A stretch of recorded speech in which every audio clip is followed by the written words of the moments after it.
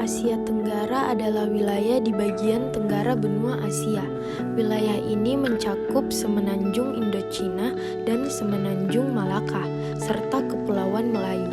Asia Tenggara berbatasan dengan Tiongkok di sebelah utara, Samudra Pasifik di timur, Samudra Hindia di selatan, dan Samudra Hindia, Teluk Benggala, dan Anak Benua India di barat. Asia Tenggara dibedakan dalam dua kelompok, yaitu Asia Tenggara Daratan atau ATD yang terdiri atas semenanjung Indochina dan semenanjung Malaka, dan Asia Tenggara Maritim atau ATM yang terdiri atas Kepulauan Filipina dan Nusantara, atau yang lebih sering disebut Kepulauan Melayu. Berikut adalah negara-negara yang termasuk ke dalam ATD atau Asia Tenggara Daratan, yaitu Kamboja, Laos, Myanmar, Thailand, dan Vietnam. Dan negara-negara yang termasuk ke dalam ATM atau Asia Tenggara Maritim adalah Brunei, Filipina, Indonesia, Malaysia, Singapura, dan Timor Leste.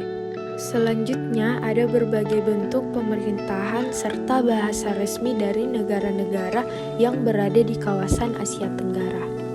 Kemudian ada ASEAN. ASEAN adalah sebuah organisasi yang didirikan dengan tujuan untuk mensejahterakan dan memajukan negara di Asia Tenggara. ASEAN adalah singkatan dari Association of Southeast Asian Nations yang dalam bahasa Indonesia disebut Perhimpunan Bangsa-Bangsa Asia Tenggara. ASEAN didirikan pada tanggal 8 Agustus 1967 di Bangkok, Thailand. Negara yang menjadi pendiri ASEAN yakni Indonesia, Malaysia, Filipina, Singapura, dan Thailand. Brunei Darussalam kemudian bergabung pada 7 Januari 1984, Vietnam pada 28 Juli 1995, Laos dan Myanmar pada 23 Juli 1997, serta Kamboja pada 30 April 1999. Ada pula latar belakang terbentuknya ASEAN adalah keinginan kuat dari para pendirinya untuk menciptakan kawasan Asia Tenggara yang damai, aman, stabil, dan sejahtera. ASEAN merupakan sebuah organisasi dengan tujuan mensejahterakan dan memajukan negara di Asia Tenggara. Berikut adalah contoh kerjasama ASEAN dalam berbagai sektor.